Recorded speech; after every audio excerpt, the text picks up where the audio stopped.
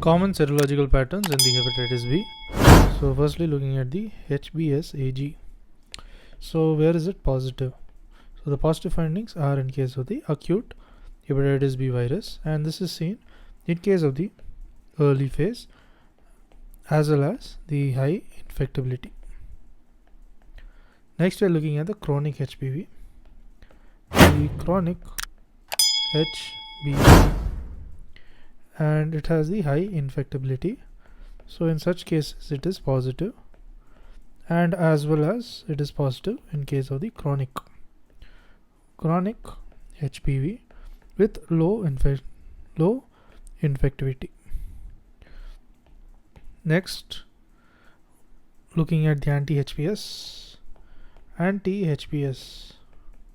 So anti-HBs is seen positive in case of the acute hepatitis B, and this is in the recovery phase, as well as positive in HBV and infection, and this is with the recent past. Next, it is also positive in case of the post-vaccination.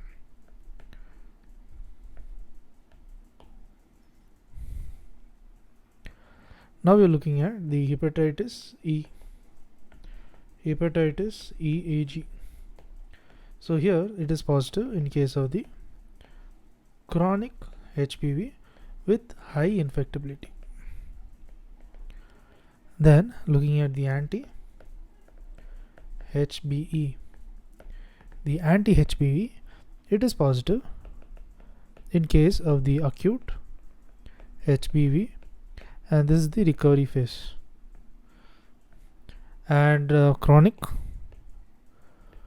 HBV with the low recovery phase with a low infectability.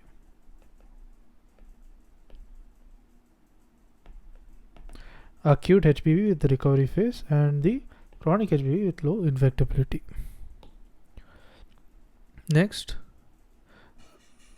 looking at the anti-HBE.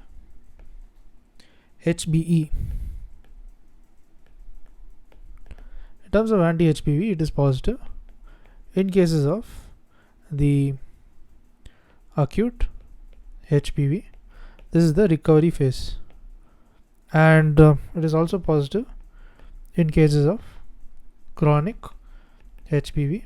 This is the low infectability, as well as there is the HBV infection. This is present in remote past. So this can be positive or negative in case of anti-HBE. Now looking at anti-HBC.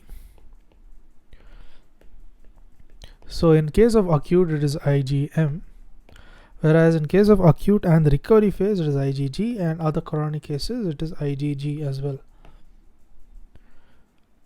Then looking at HBV DNA. HBV DNA is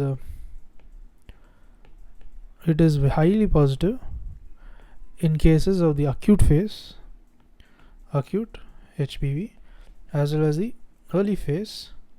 This is with the high infectability, as well as in cases of chronic HBV, and this is also in case of high infectability.